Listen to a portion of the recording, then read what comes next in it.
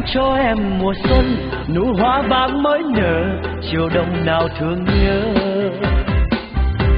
Đường lao sao lá đầy, chân bước mòn hè phố, mắt buồn viên ngọn cơi. Anh cho em mùa xuân này tất cả, lộc non vừa chạy lá. Lời thơ thương